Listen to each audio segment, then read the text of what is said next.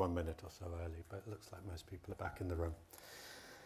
So welcome to this afternoon session on vocal authority.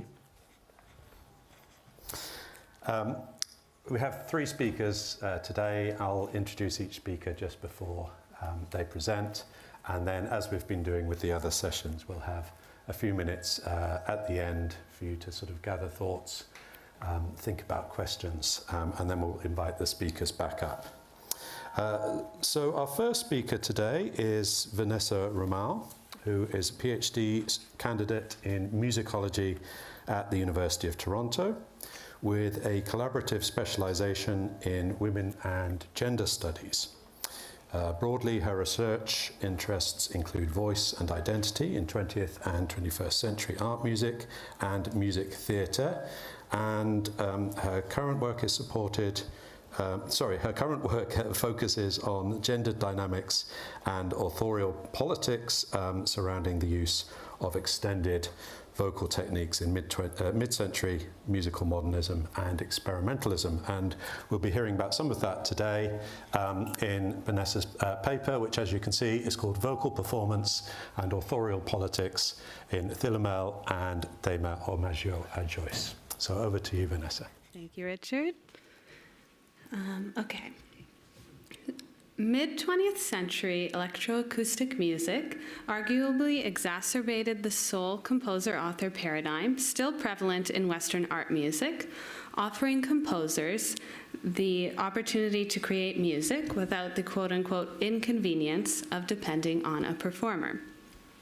This paradigm is complicated, however, by the inclusion of female voice in several mid-century electroacoustic works.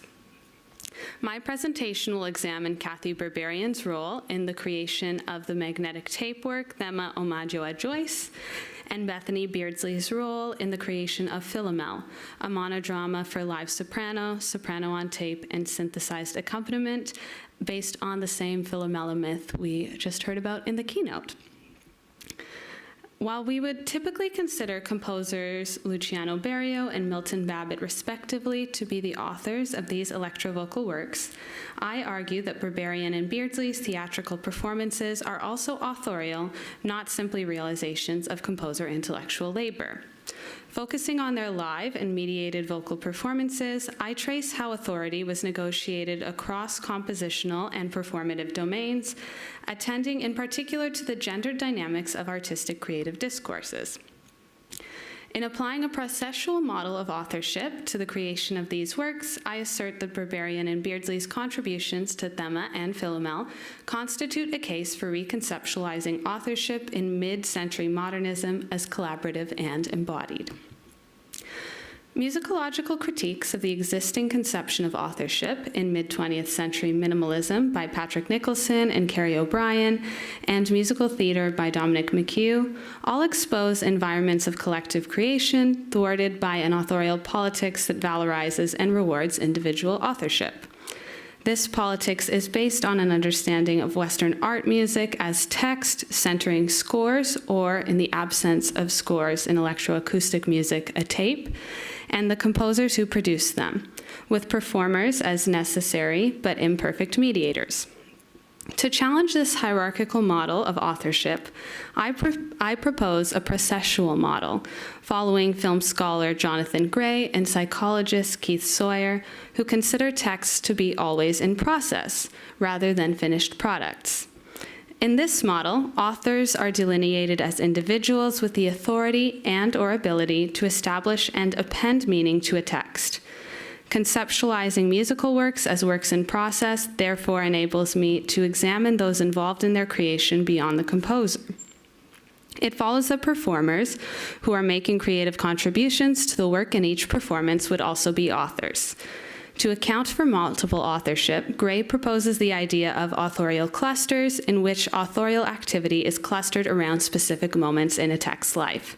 Similarly, Sawyer's idea of collaborative webs asserts that innovation happens gradually over time with the efforts of many individuals, whether or not they are physically together. The mythologized initial moment of creation, then, is just one of many authorial moments in a piece's life, one part of its collaborative web. A processual model of authorship allows me to consider authorial activity that happens both before and after this moment, including, for example, the readings of Ulysses that the married Berberian and Berio would host in their home with Umberto Eco, which eventually led to the idea for Thema, as well as the various performances of a work after it is composed. Thus, a processual model allows for a consideration of neglected gendered and domestic labor that were not isolated from the professional activities of these composers. In this presentation, I will specifically explore the potential for Berberian and Beardsley's vocal performances, recorded and live, to be considered authorial contributions to Thema and Philomel. Considering vocal performance as authorial is particularly interesting because discourses of both vocality and authorship are intimately tied to identity, and particularly with female vocalists and quote-unquote genius composers, engage ideas of natural ability. But in order to consider the sounding voices of Berberian and Beardsley authorial, we must consider their vocal labor, typically obscured and devalued by these discourses of the natural and conventions of modernist artistic recognition, to be creative labor. As Henry Staton notes, it is only in obscuring the labor that goes into creating artworks, and thereby musical works, that the impression emerges of quote, individuals as the origin of marvelous acts of intelligence and creation, end quote. If composers are granted authorial credit because they devised and developed a musical idea, and singers develop musical ideas in praxis through their vocality, then both are making original creative contributions to the musical work. With both Thema and Philomel, Berberian and Beardsley's vocal performances on tape are fundamental to the electronic component of the piece. In interviews, both women have indicated that they recorded their vocals with minimal feedback from their respective composers on their interpretation, which in turn gave them substantial agency over their performances. These recordings were then edited in studio by Berio and Babbitt. Berio using solely magnetic tape editing techniques, and Babbitt using the same techniques in combination with the Mark II synthesizer. While it may be tempting to read this subsequent manipulation of the female voice as an exercise of control on the part of these male composers, it is impossible to uncover an unmediated version of either Berberian or Beardsley's vocal performances. But, by the same token, both Berio and Babbitt's compositional voices are also mediated by Berberian and Beardsley's sounding and intellectual voices. For example, Babbitt wrote the vocal part in Philomel for Beardsley's specific vocal abilities, utilizing her wide vocal range, so an F-sharp 3, which you can see below, to a C6, which you can see above, and virtuosic ability to execute large interval leaps, like this one here below. Further, both of these pairs had personal relationships, Berio and Berberian being married during the composition of this piece, and Beardsley and Babbitt being friends, which means they would have likely had private discussions about the pieces outside of the studio as well. This mutual influence, even within the gender dynamics of these relationships, complicates traditional politics of musical authorship. The sound material of Thema consists almost entirely of Berberian's reading of the overture section of the Sirens episode from James Joyce's Ulysses. Her specific performance was essential to how Berio structured the piece. As he described, he classified, quote, almost all the words appearing in the text according to a scale of vocal colors, ranging from A to U, diphthongs included. The original setting of this series corresponds within the limits of a schematic interpretation of the mechanism of vocal sound production to the successive positions of the resonant point of the vocal apparatus, end quote. It would seem, then, that Berio organized Thema according to the phonetic and timbral qualities of Berberian's markedly theatrical declamation of the text. Accent, for example, which impacts phonetics, and she reads in a transatlantic accent, a learned dialect associated with theater and the cultural elite, except on one line when she says Castile, the morn is breaking, with a Scottish lilt. Berberian also overemphasizes sibilant consonants throughout, including the S sound on the final hiss. According to Berio, this S was essential to Thema because it approximates the sound of a noise generator, which he could then use like a strip of white noise to execute many tape editing techniques. This enabled him to use vocal sounds exclusively, a key feature of this particular work. In turn, if authorship is processual, Berberian composing her own vocal performance is part of the collaborative web of Thema's creation. Thema is presented in two ways on record. The master recording and some later releases feature the unedited recording of Berberian reading the excerpt from Ulysses, followed by the version with Berio's transformations of that recording. However, the majority of commercial releases, including those available on streaming platforms and in compilations of electroacoustic music, exclude Berberian's unedited reading.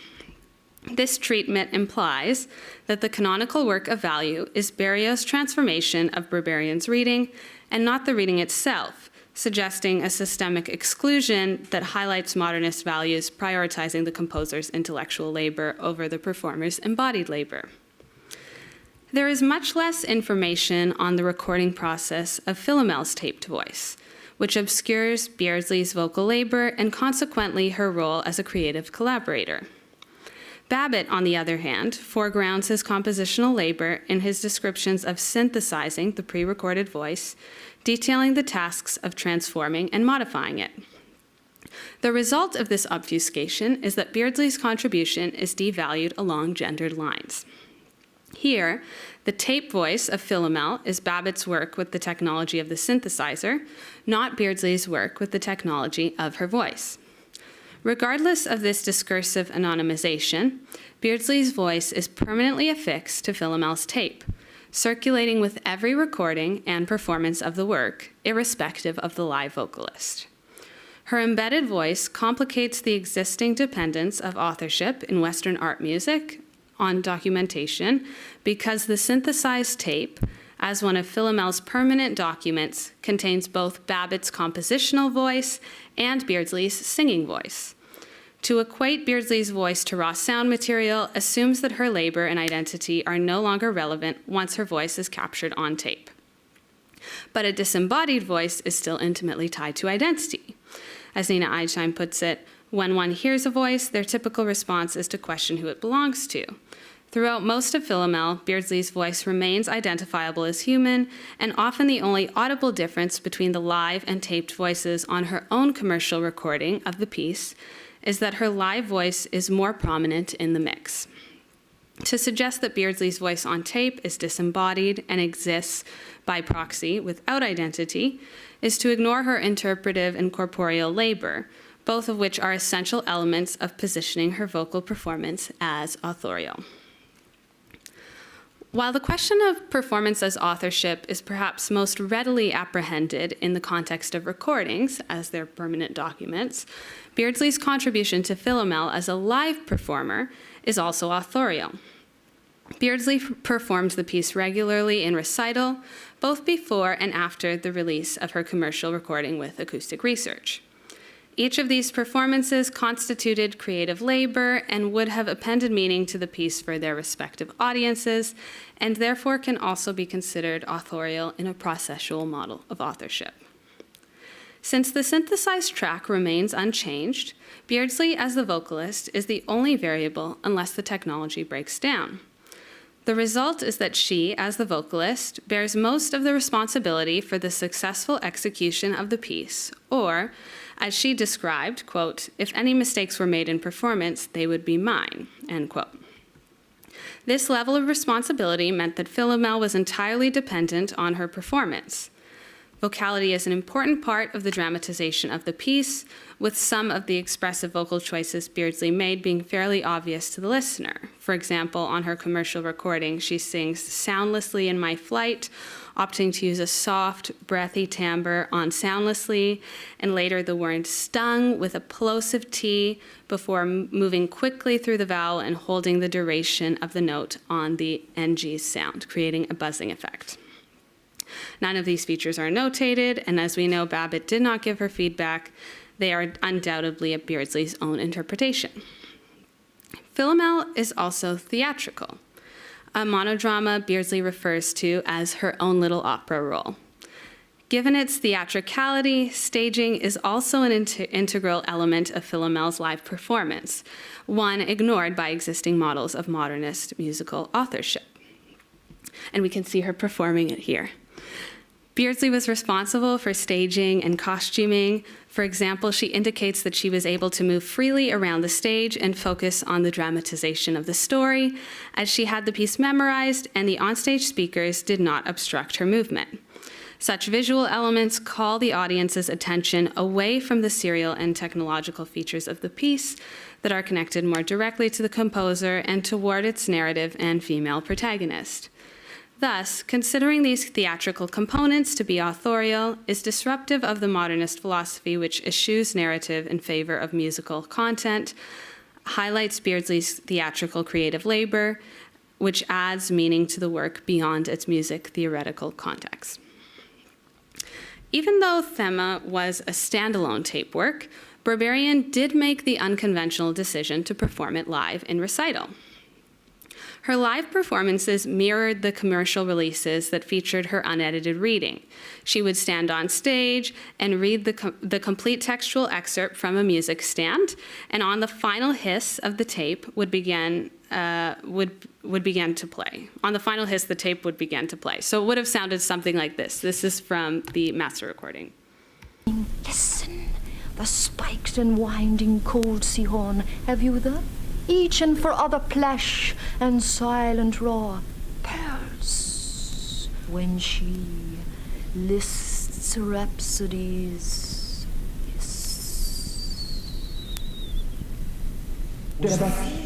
A sail far, a veil away, so fluted, the spiked, winding, cold, silent lists. Her live performances of the piece suggest that she felt a certain degree of ownership over it, as they allowed her to reinsert herself into a work from which she was removed using recording and editing technologies. The uninterrupted nature of the live reading and playing of the tape during the finals collocates the two acts into one performance, of which she is the executor. Thus, the work is re-embodied through the presence of her performing body in recital, and her voice is no longer treated simply as raw sonic material. Further, Berberian's staging choices were always intentional, and she crafted distinct characters through costuming, setting, and movement for all of her performances. While I have not found any interviews where Berberian speaks to her staging choices on Thema specifically, I suspect that her choice to use the score is similar to her reasoning for using it for Stripsody, in which she read from a score placed in a folder that looked like a comic book to mirror reading that textual visual element. In the live performances of Thema, she is similarly highlighting that she is reading from an existing text. Staging her performances in this way, Berberian is not only re-embodying her voice on tape, but is also resituating herself within the modernist intellectual tradition of Joyce, from which she was excluded in the absence of authorial accreditation, but Beria was very much situating himself within with this piece. In reading from his text, she becomes an orator, placing herself within this lineage and tactically navigating the confines of musical modernism as a performer through her theatricality. In performing Thema live, she also ensured that her creative involvement in the piece was made visible to her audiences. In considering Thema and Philomel through a lens of a processual model of authorship that values performer labor as creative labor, I argue for the inclusion of Berberian and Beardsley as authors alongside Berriot and Babbitt. In doing this, I expose and destabilize the gendered power dynamics inherent to the electroacoustic modernisms these pairings worked within. Further, considering their vocal performances to be authorial requires that we acknowledge the systemic nature of their exclusion. It is not simply that Berberian and Beardsley's contributions are minimized, but that electroacoustic modernism depends on forms of vocal labor that its authorship models cannot acknowledge. Focusing on performers like Berberian and Beardsley make it more apparent that although discourses of authorship in Western art music claim that the designation is about creativity and the conception of an idea, it is in fact a complex negotiation of power, influence, and sociocultural politics. Thank you.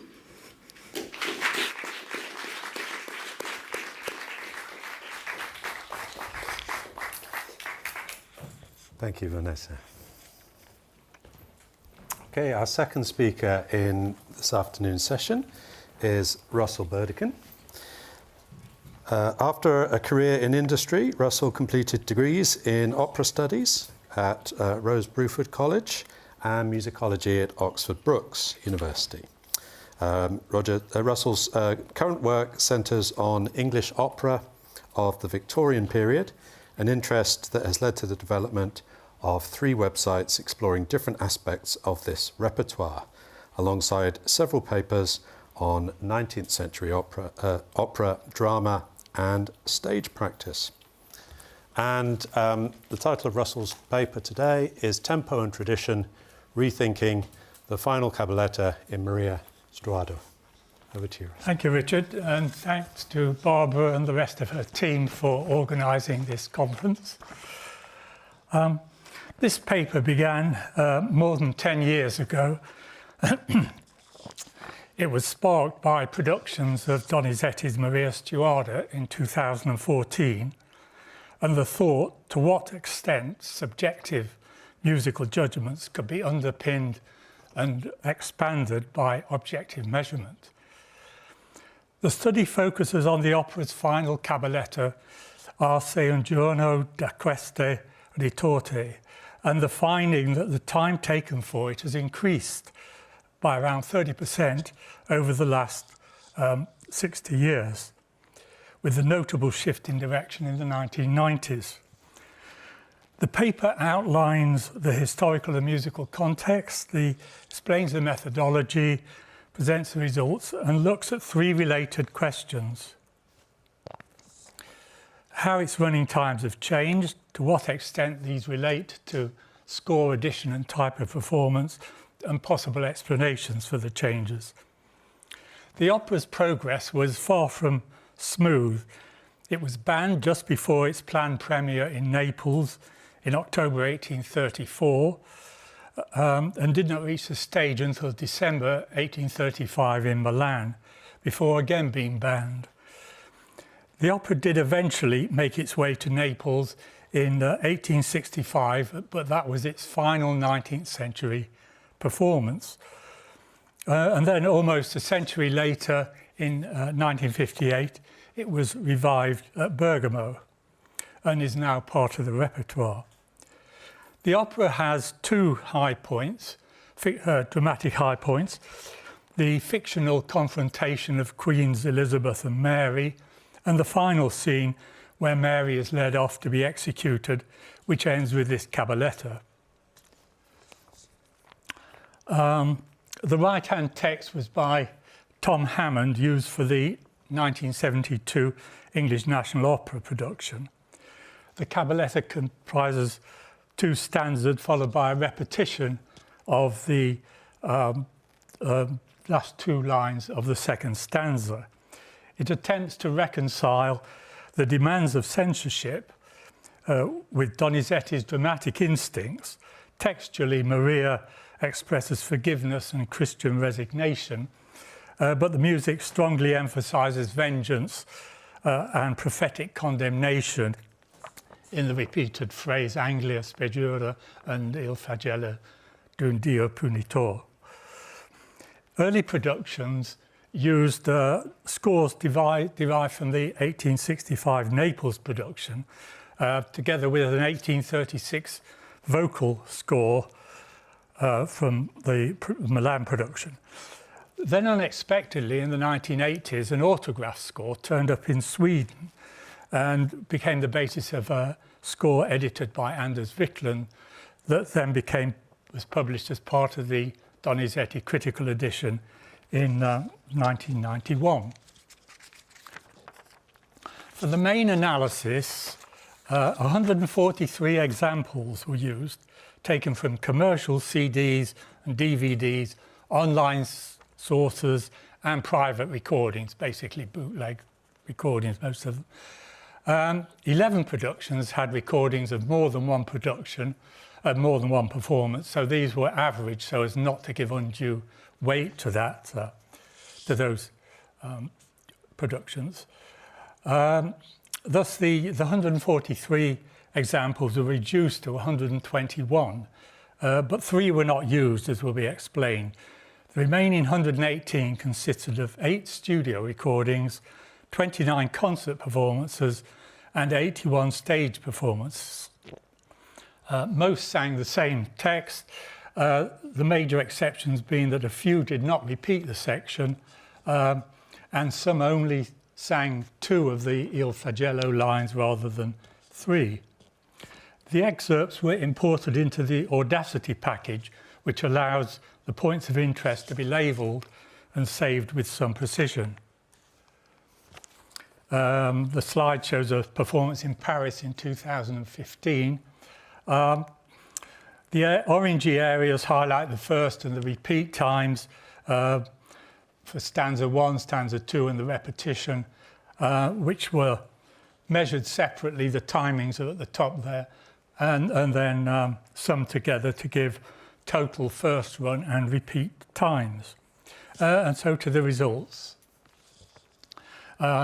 Years along the bottom and time up the side there. As I mentioned, 3 results weren't used. Firstly, Dina Ceresi there in 1958, who was the original, in the original revival. She was 9 years before the next measurement. It was, I thought I would just leave it out so I could concentrate on this main batch here. The other one that I missed out was Beverly Sills. And as you see, Sills actually, Sills's time, she took considerably longer than anybody before or since, particularly on her stage productions. And it was so out of line really with the contemporary times that, again, I left it out for the purposes of doing the trend. As you can see, although the data are widely scattered with times varying from 80 seconds to 108 seconds in 2020, which is about over 20%. The trend line shows a clear increase of nearly 23%. The repeat times show a similar picture. Here, though, the rise is about 30%, so bigger than that for the first run.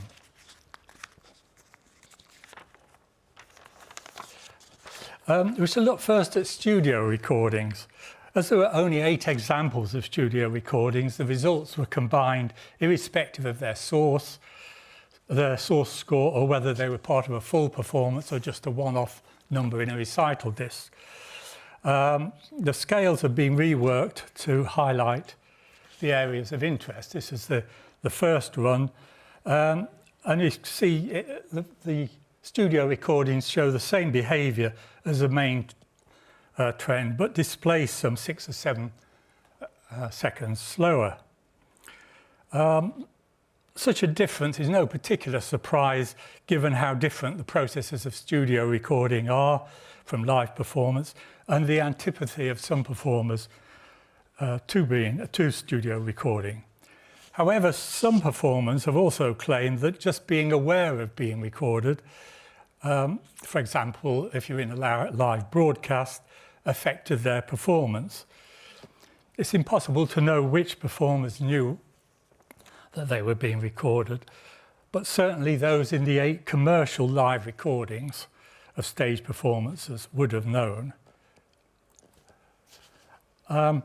Their trend is not particularly supportive of their assertion, of that assertion. For the repeat, again, studio recordings displace some seconds as the first run, but for live recordings here, I mean, the trend is not that far away from the total trend, and so certainly calls into question that knowing you're being recorded actually does make a difference, at least as far as tempo is concerned. Turning now to the live performances that made up the bulk of the data, they revealed not just a gradual slowing, but a distinct break in the 1990s. To see this, we look at whether a performance used a critical or pre-critical score, and whether it was a concert performance or stage performance. Looking first at concert performances, we find that concert performances using a pre-critical score were pretty close to the overall trend, as was concert performances using critical score and stage performances using a critical score. But stage performances using a pre-critical score were quite different and were almost flat.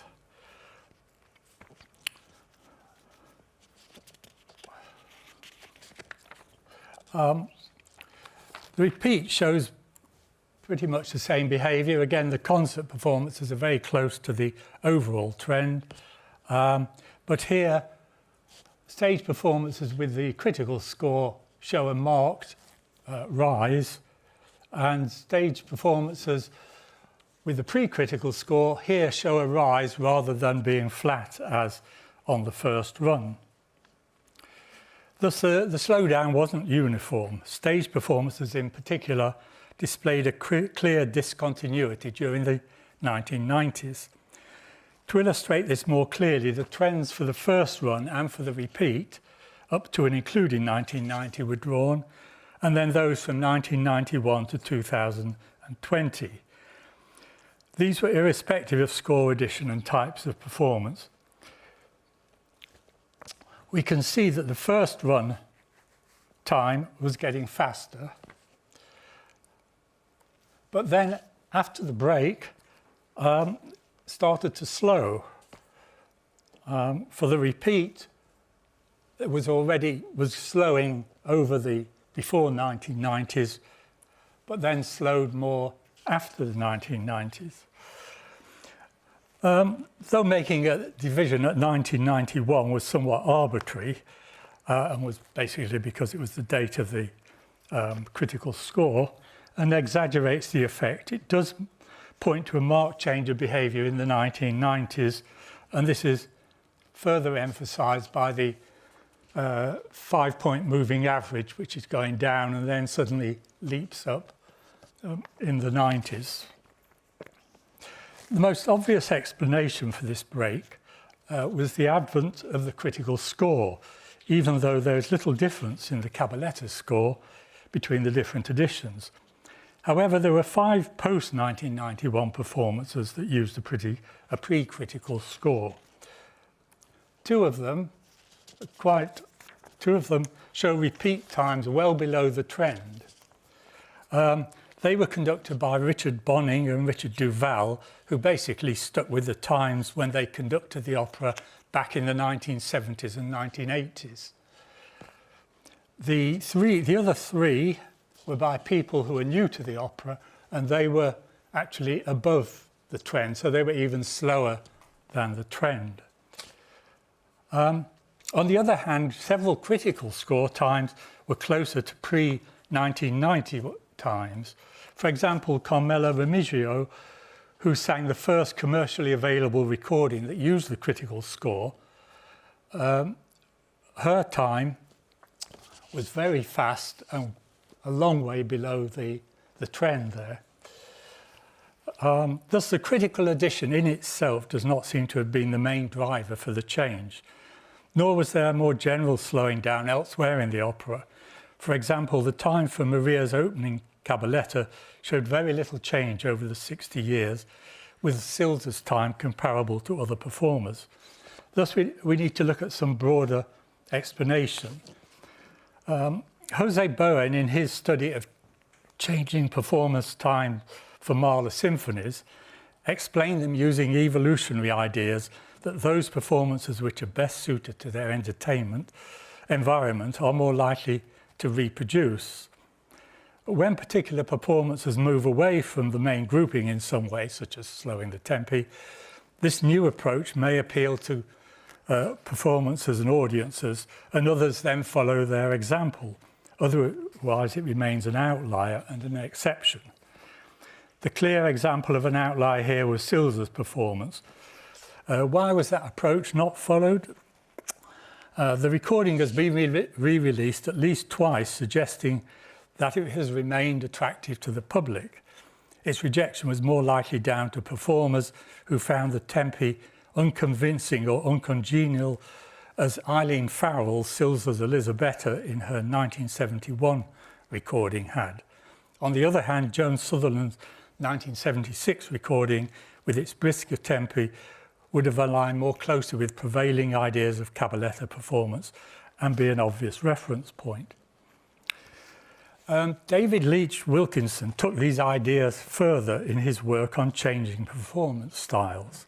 He used the theory of runaway sexual selection, where variants that bring advantage will be copied in exaggerated forms until the cost of maintaining the variant outweigh the benefit. For example, the peacocks grow bigger and bigger feathers to attract mates until they can't fly, and then they get eaten by the foxes, so they can't breed, that sort of thing.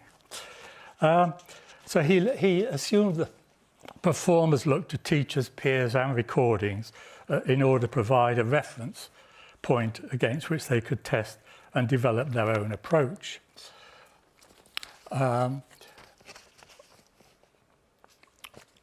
So putting together this, initially people were, singers were happy to use traditional ideas of tempi.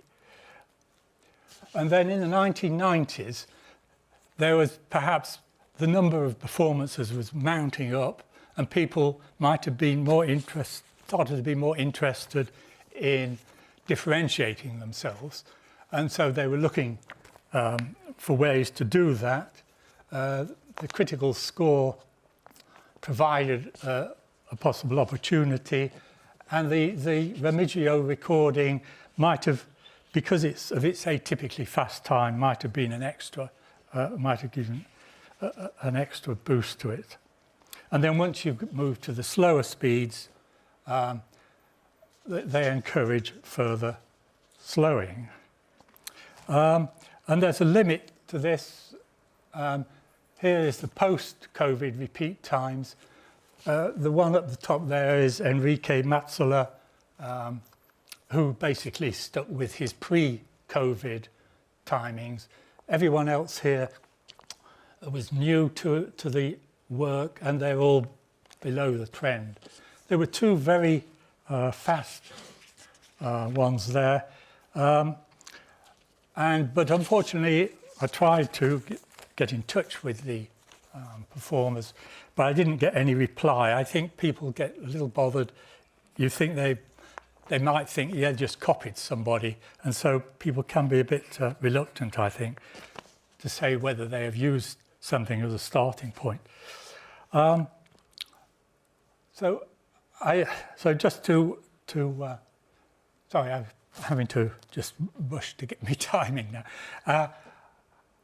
So the main thing is using these objective measurements is that you could question subjective opinions, such as the one about people being aware of being recorded, which at least gives some sort of framework to go back and question a performer on that. It raises new questions, particularly, as I said, the slowing down, why this took place. And combined with the subjective, then it can open up new avenues to try to explore more deeply the nature of a performance. Thank you. It will be coming out in the Journal of Musical and Musical Performance, hopefully later this year. Thank you.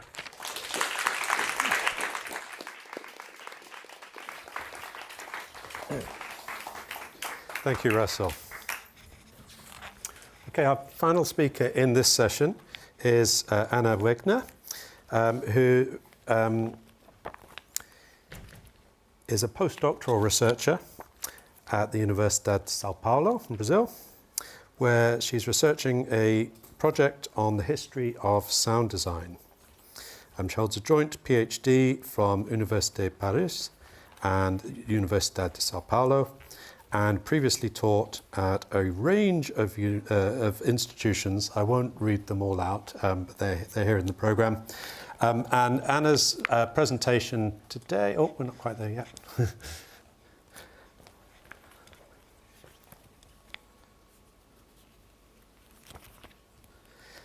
Anna's presentation is going to be titled Vocal Studies in the Global South, Editorial Challenges, there we are, Editorial Challenges of Revista Voz y Cena, Brazil.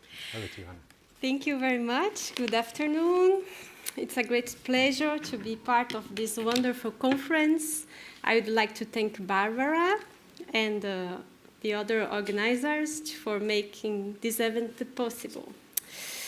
This presentation was prepared with my colleague, Cesar Lignelli, from the University of Brasília.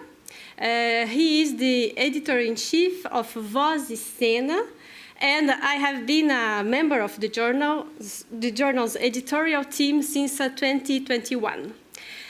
The aim of this talk is to present the trajectory of Voz y Cena, Voice and Stage Journal, and to discuss how the journal is placed in voice studies from a global South perspective, and how this perspective may contribute to the development of our field beyond this context.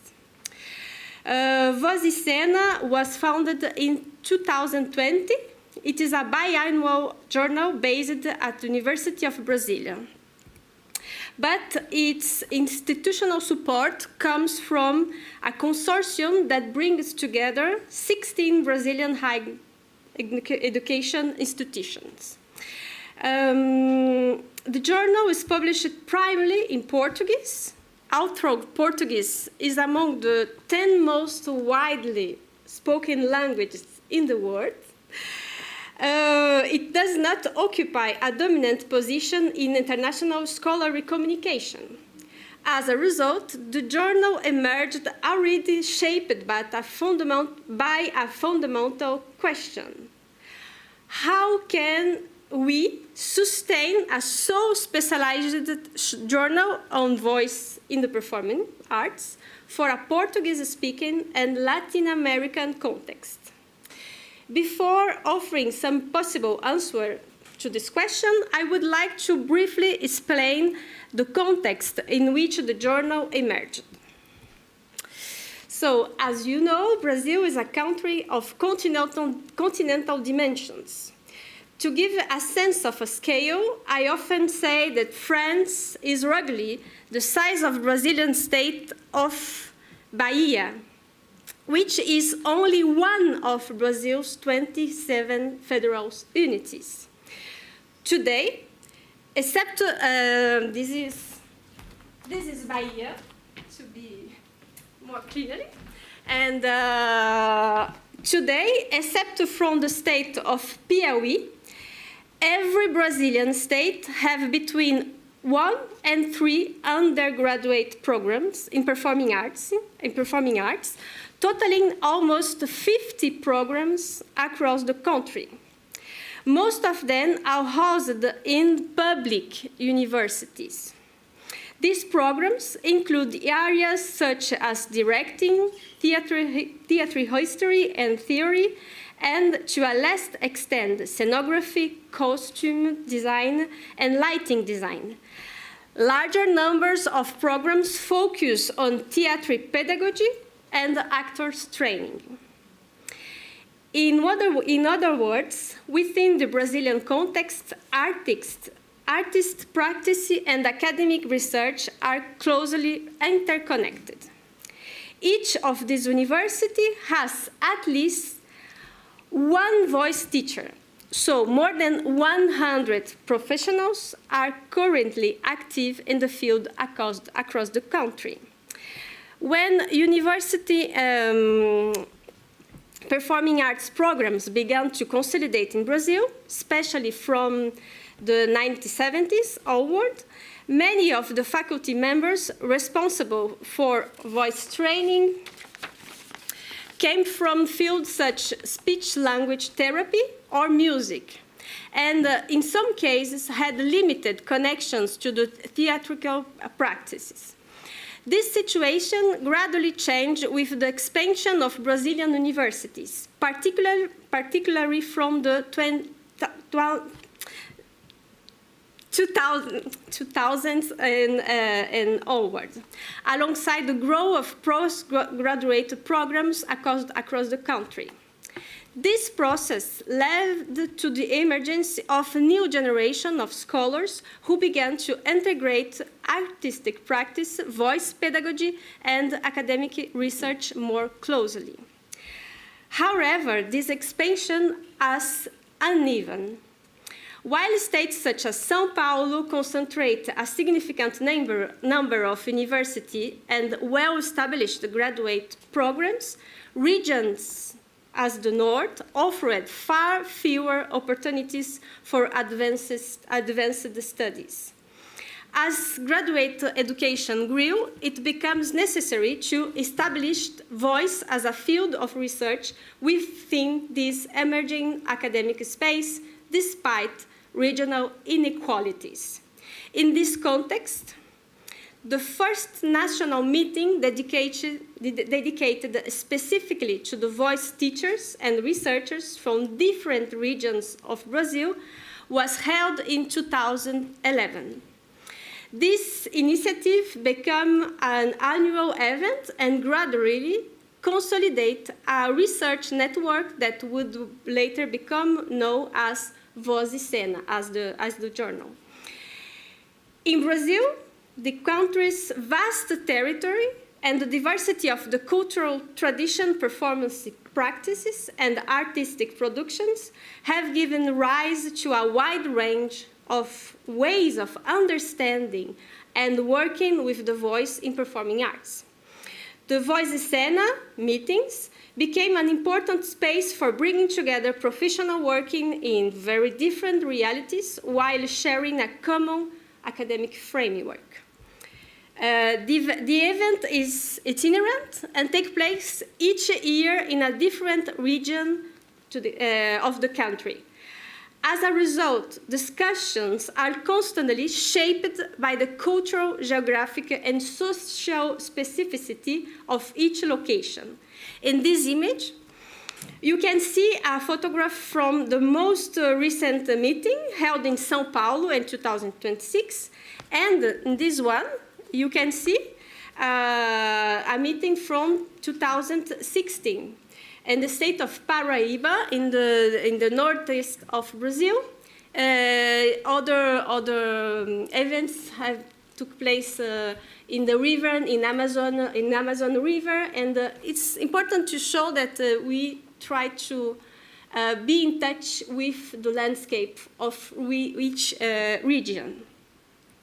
This circulation also has a political dimension. Historically, the major cultural centers of southeastern Brazil, especially São Paulo and Rio de Janeiro, have played a dominant role in shaping modern Brazilian theater and have maintained strong connection with European artistic traditions. By moving its meetings across different regions of the country, the network brings attention to other vocal practices, performances, tradition, and forms of knowledge. In this sense, it promotes not only the circulation of people, but also the circulation of perspectives and epistemologies. And is from this movement that Voz e Cena emerged in 2020. The journal was in many ways the result of a long process of a collective organization and academic cooperation. It grew out of a shared desire to consolidate voice study as a field of research in Brazil and create a publication venue capable of bringing together theoretical, pedagogical, and practice-based reflection on voice. At the same time, the journal responded to the need for a space that could reflect the diversity of Brazilian vocal practices while also connecting this discussion to the broader international debates in voice studies. To date, Voz e Cena has published 12 issues. Its editorial team consists of one editor-chief, 3 associate editors, and an editorial board composed of Brazilian and international scholars. The journal operates through a double-blind peer review process and follows an open access model under Creative Commons license. While it's published primarily in Portuguese, it also welcomes submissions in English, French, Spanish, and Italian. In addition to research articles, the journal includes sections dedicated to interviews, audiovisual materials, and translation of texts.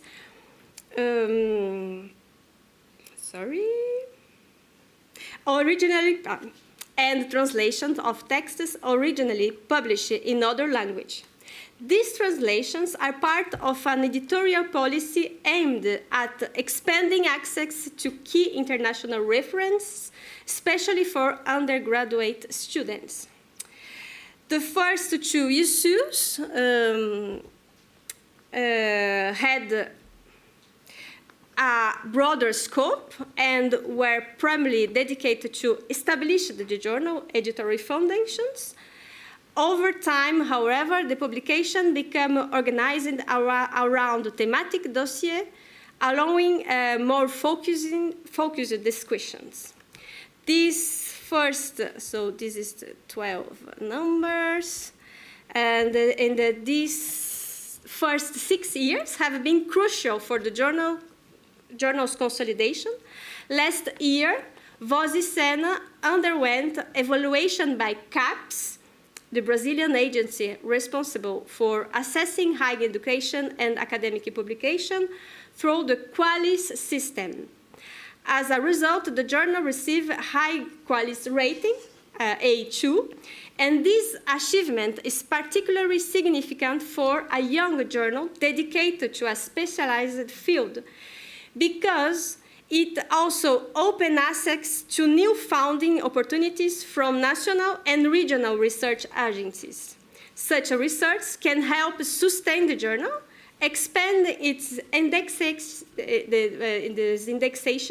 in international databases, and further consolidate its academic presence.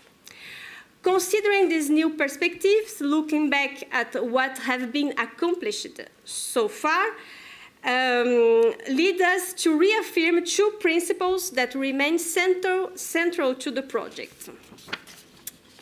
The first one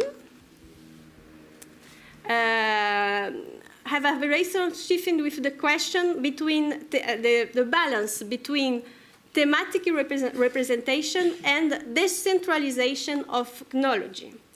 The organization of the journal dossier has, so far, involved a balance between specialization and editorial viability.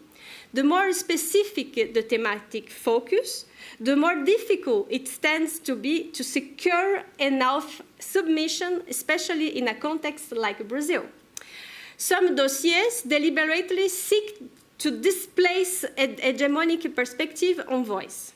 In this case, for example, we have the issue dedicated to Amazonian voice and sounds. By opening space for research connected to the cultural context of, sorry, it's not this one. Yes. By opening space for research connected to the cultural context of the Amazon and to indigenous knowledge systems, the journal aimed to expand the range of reference that shape the fields of vocal studies. This editorial choice also brings challenge. Researchers producing highly relevant work often do not have access to the same academic conditions or publication circuits. In many cases, voice scholars began their trajectory through artist and pedagogical practice, and gradually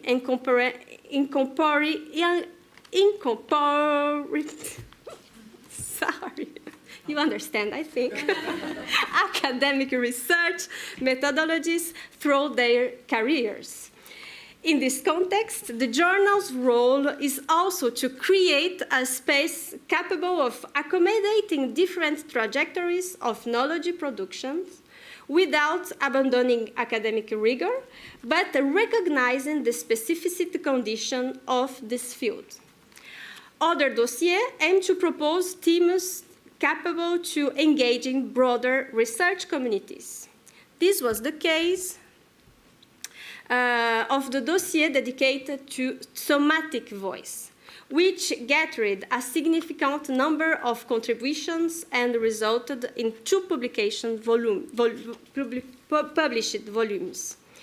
In its dossier, that received the highest number of international submissions, we have a dialogue between academic communities across countries and the debates that resonate in diverse linguistics and cultural contexts. The journal publishes articles in Portuguese, English, French, Spanish, and Italian, and relies on reviewers capable to evaluating work in these languages. In addition, its translation policies allow research originally published in another language to circulate in Portuguese and reach new audiences.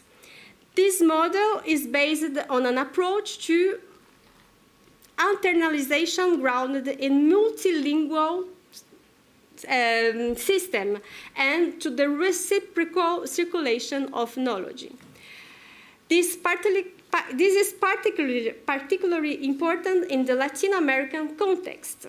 Due to its demography, economic, and linguistic scale, Brazil occupies a singular position in the region.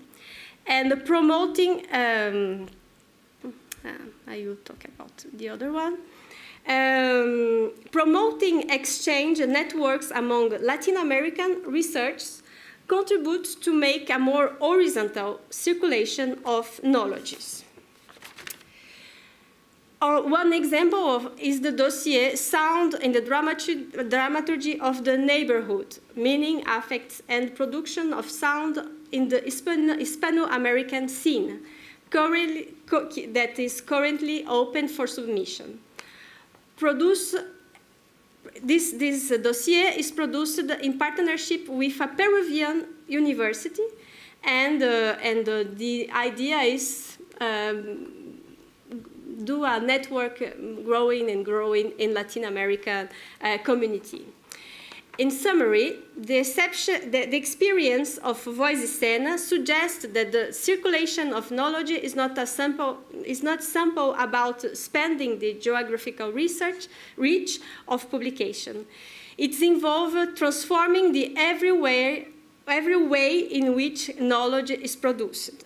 Through such shifts, new questions emerge, and new ways of understanding vocal practice become part of academic debates. And the second point is voice as an analytical perspective in performing arts. The second aspect that the journal trajectory has been demonstrating is that its thematic specialization is not a limitation. The journal has contributed to consolidating voice not only as an object of study, but also as a perspective for analyzing performance, creative process, pedagogy, theater histories, and modes of artistic production. This suggests that a journal dedicated to a voice does not only host existing research, but also stimulates new inquiries and new research questions. Over time, the journal was gradually expanded how it understands voice. The publication has increasingly included research on the sonic dimension of performance beyond speech and singing, incorporating studies on music, sound design, listening, experimental practices, and the other form of sonic productions. These shifts results both from conceptual development and from the trajectory of the researchers involved in the journal, many of whom work across music, composition, and sound experimentation. Over time, voice has come to be understood in a broader sense as an entry point for thinking about the entire sonic chain of performance. This expansion can be seen in recent initiatives such as the dossier dedicated to sound techniques and technology and performance, which broaden the focus to the multiple elements that shape the sonic experience of the stage. The same logic also informs the audiovisual section, which expands the way of documenting and sharing artistic and pedagogical process.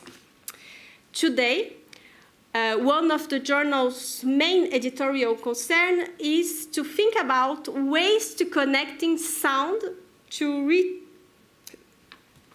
research outputs, expanding the circulation of knowledge beyond the written articles. This involves exploring formats that can incorporate sonic experience as part of research productions and communication itself, recognizing that sound is not only an object of study, but also a form of knowledge. To conclude, our aim is to continue promoting research perspective from Latin America, while also bringing together international dialogues. In its sense that we present Voice Cena at this meeting, not only to introduce to the journal, but to build a connection with other journals, research, and scholars working in related fields and different parts of the world. We believe that this exchange is essential, but essential for the circulation of knowledge. And I will be sure that I hear a lot of very interesting thoughts, and be sure that in Brazil we have a lot of a strong public to read your research. So My English is very bad, but I hope that I could invite you to join us and to share your research and our review. Thank you very much.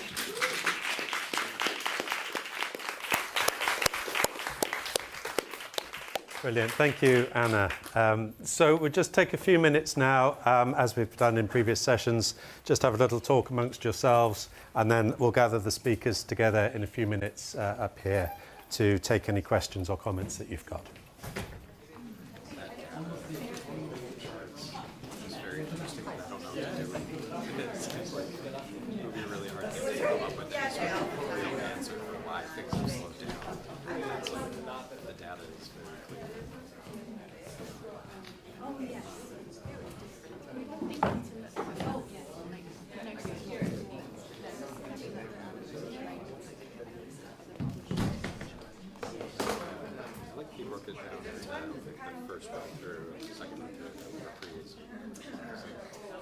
That makes sense that it would slow down, and that there would be sort of like a drawing out. It's kind of like the kick line at the end of the show.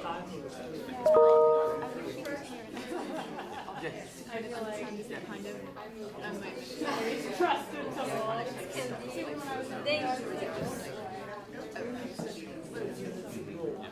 Also wondered before we were looking at singers the wall effect of going really, really fast at the end and singing really high and really fast. Maybe nowadays it's not well seen to do that and to demonstrate your technique in that sense. And maybe you're trying to more to chase a feeling or something a bit more subtle. I don't know how you would track it. It feels like it's really complicated, but it'd be interesting to know if there's like a lot of bravado, give and take in that. It's taking it just as a block of time. There's stuff that's in between and getting back. This sounds like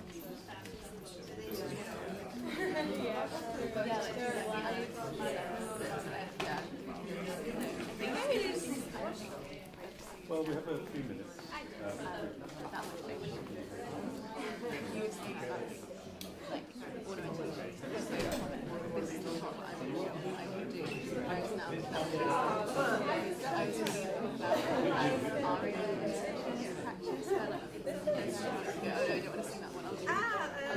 another one. Yeah.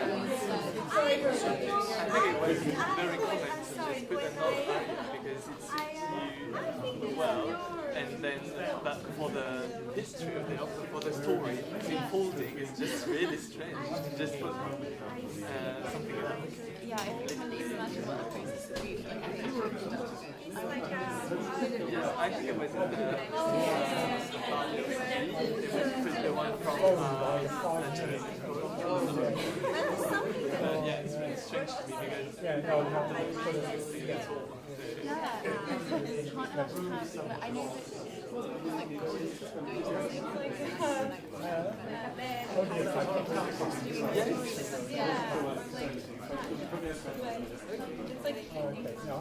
like what happened, I jumped ahead too far. are you following up? And that is the original one, and I'm I always find it difficult to think on my feet.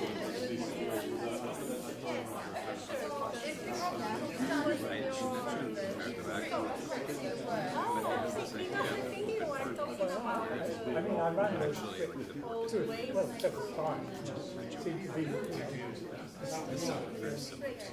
it's very close to my and I was kind of wondering, the biggest question I had for that one was whether in the hands of a performer it becomes something else entirely.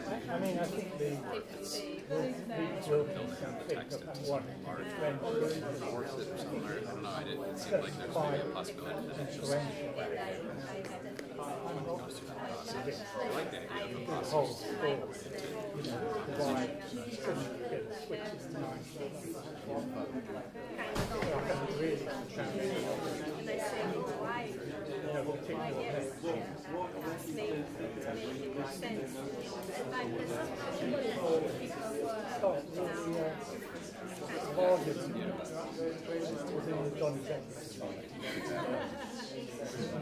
having an argument. And it's talking, well, I wonder if, in any way you can measure, sort of trying to classify, well, why someone thinks that. It's sort of thought, that's sort of very vague thing. I sort of did a few measurements, and then I came across the children, and so everybody else is Quite different. down here. One question is how it works. I mean, Bavarian is very famous. I've been trying to get rid of this for about 10 years. Every now and again I sort of come back to it, and find new reports or something else and see if they fit. Well, there was 1958. Okay, I didn't bother with that because it was obviously not something people use.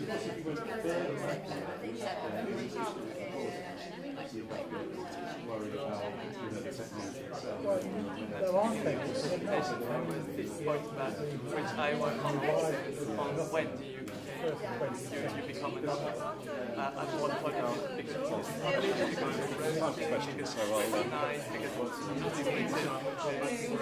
Okay, if we could gather thoughts together, I'll sit down here. Questions for our panelists, please. Yes.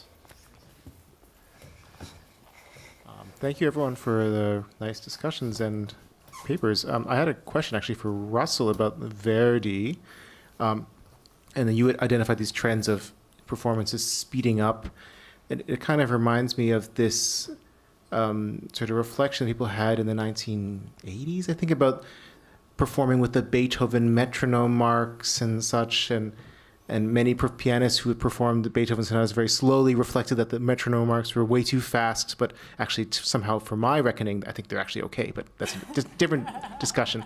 But I wonder, though, is there any information from Verdi himself about, or from performances in Verdi's time about the sort of metronome marks or such?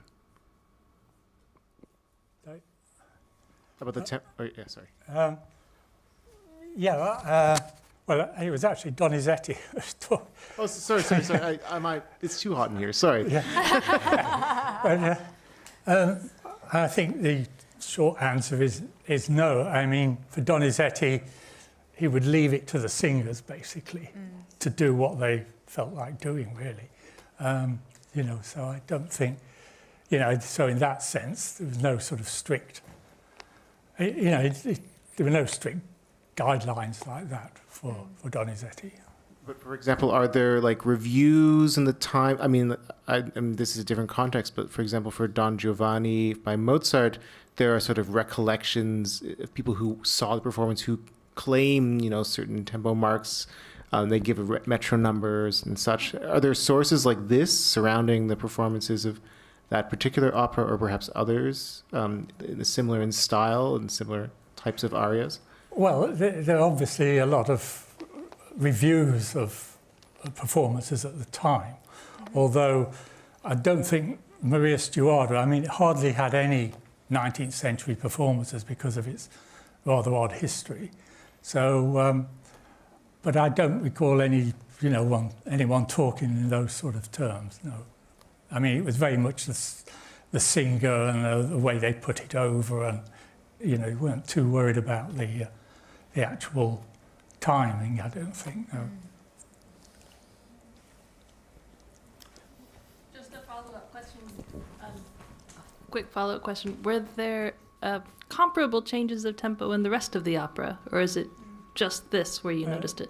No, I think I mentioned that, maybe I didn't, I got a bit rushed there at the end. But the opening Cabaletta, for example, is virtually the same. It's pretty much the same throughout the 60 years. Someone like Beverly Sills is pretty much the same as the others.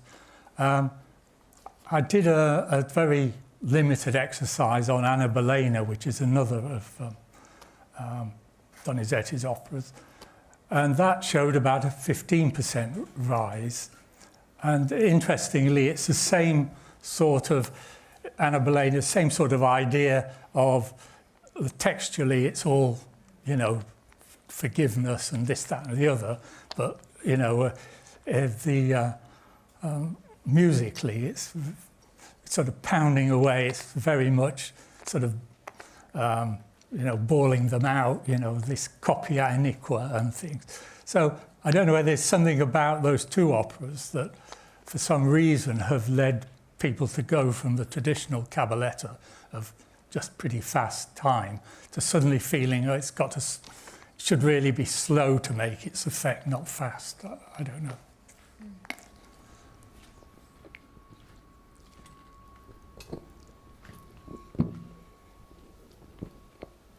Yes, a question in the back. Oh, sorry. No worries. I had a question for Anna. So how have you, I assume that there's different languages in Brazil, not just Portuguese. Have you, right? Yes, yes. Yeah, see, as in other Latin American countries, have you considered or have you included other languages? Because if part of the whole process is like involvement and decentralization, language must be a big issue of that.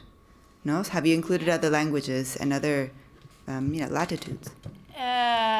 This is a big project. We are open to this kind of, but at that moment we don't have articles in the indigenous Amerindians language, but we have a lot of articles that are talking about experience with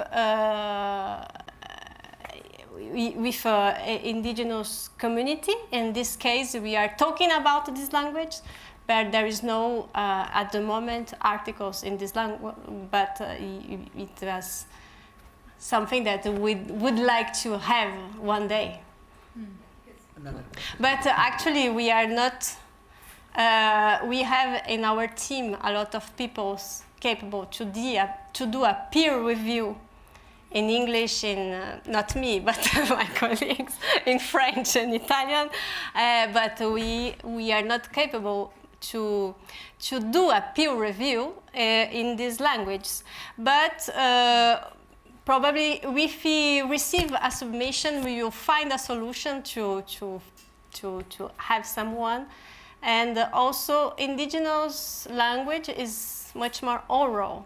So maybe probably the way where we could this language could be representative is much more in the other ways of sharing research, like audiovisual ways of present research. But we are very open, and for us it's a very important question. Yes, because it's quite the question for lots of Latin American countries right now. Yes. And specifically, like, how much of other languages are within the university, first of all, no? Yes. And then from there onwards, but yeah.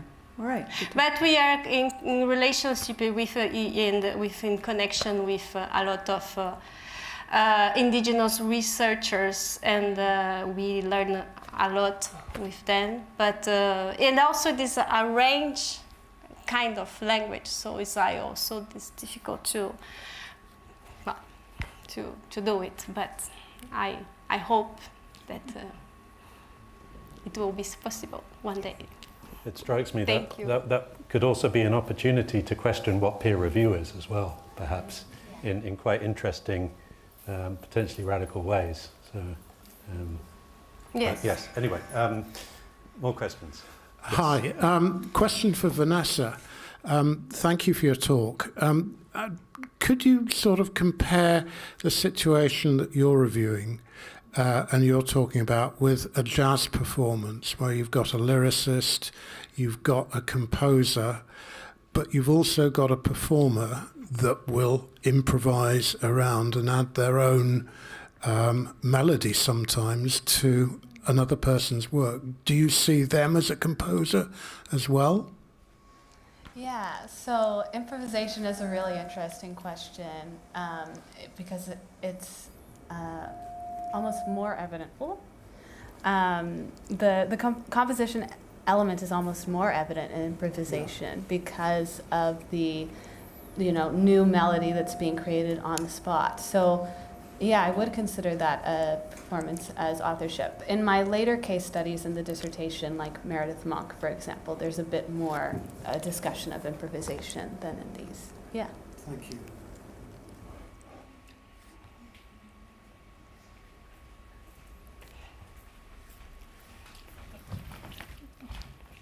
Follow-up question for Vanessa.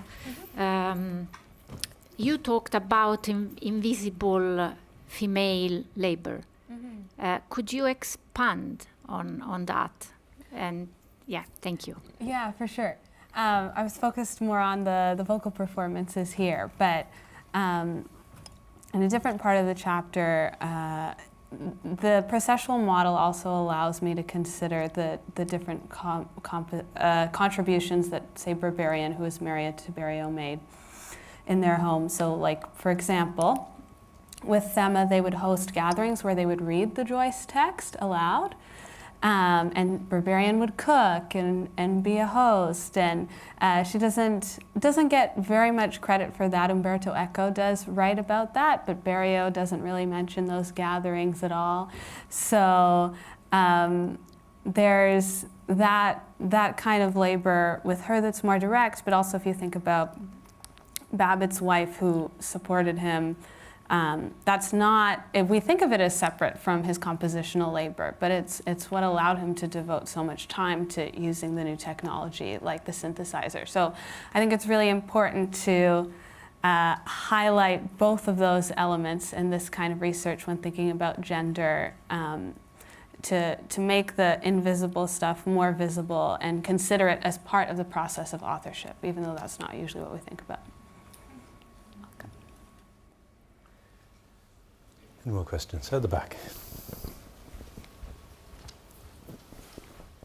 Thank you. Question for Vanessa about the two avant-garde pieces. As I understand it, the live singer is in sort of a dialogue with their own selves, in effect, in the taped aspect of the piece.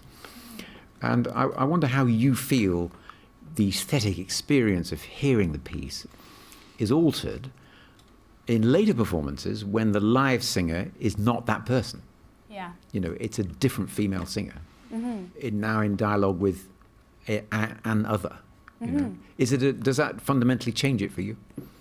Yeah, I mean, for Beardsley, the technology allows for her to have a duet with herself, whereas the later performances with other singers, they're in dialogue with Beardsley. So in that way, she is really baked into the fabric of the piece, and the singers are not only interacting with Babbitt's work like we would think of it through the score, but they're also interacting with her voice and responding to her voice because the tape is so central, and the tape voice, Beardsley's voice on tape is creating the atmosphere of the forest that she's running through, but it's also echoing some of the stuff the live singer is doing. So, and in terms of listening experience, it's interesting to hear different singers do it, whether they're trying to kind of like match Beardsley timbre-wise, or most of them don't seem to do that. Most of them seem to be performing it in their own way. But yeah, the interaction is definitely fundamentally different between singing with yourself in a part that you recorded and you sang yourself versus kind of negotiating with someone else who recorded it in the past, for sure.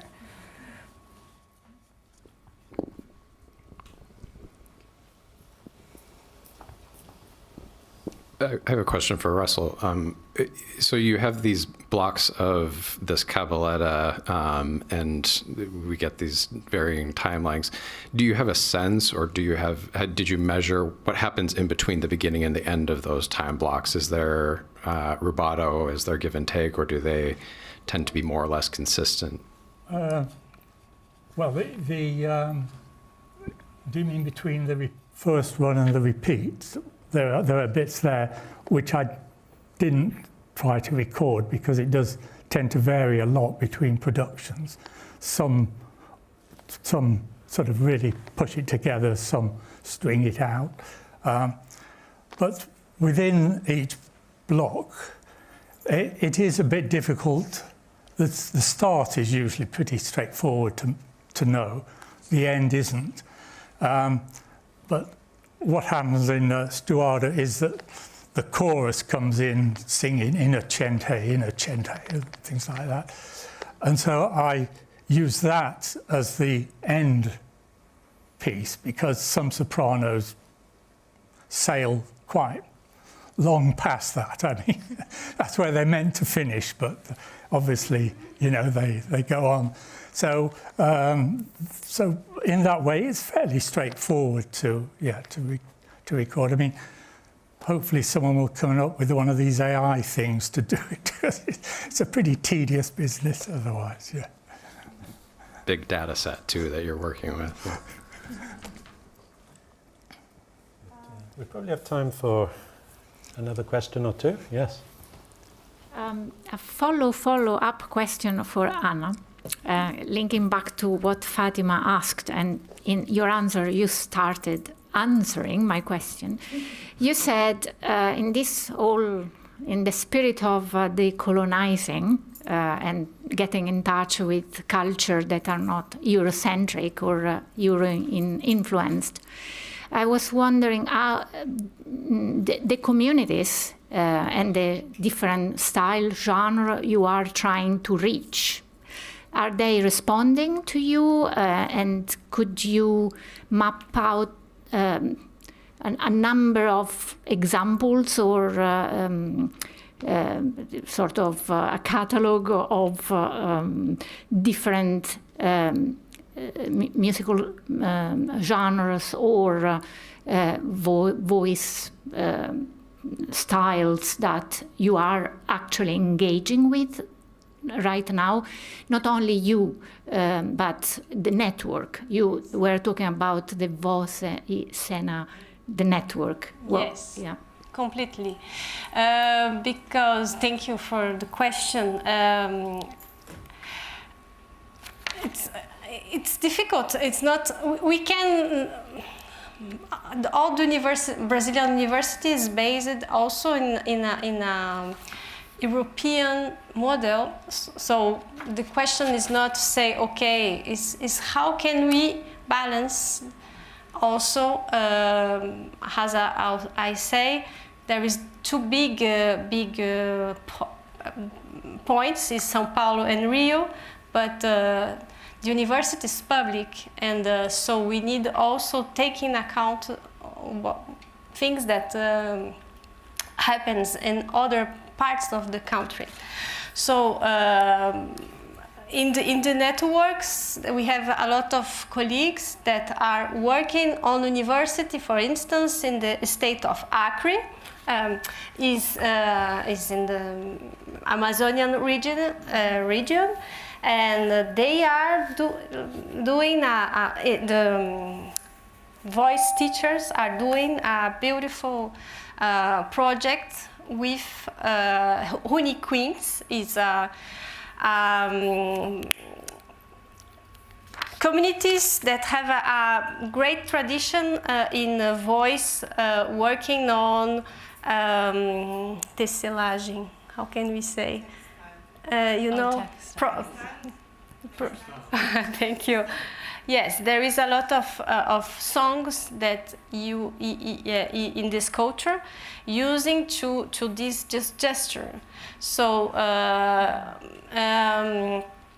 the voice teachers there try to bring this kind of, not just only to because also a lot of students come from these communities. I have been there, and I do a workshop about work songs, but I don't came with American work songs. I ask, can you show me the work songs? And I learn with each student work song about, you know, it's the region with we collected the borracha.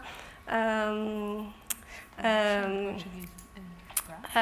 it's like it's in the. Sorry, I remember because it's a region, the last state of Brazil that comes to become a Brazilian state, and in this region there is a gestury with you collecting this material from trees, and they now students don't do it, but they know these songs, and I asked to each student to bring, and with these kind of sounds, we working together. And how can you use how can these sounds engage things in the body? So. And I can't go there and feeling like, okay, are you just teaching you something? This is a much more, they are teaching me things, and how can in the stage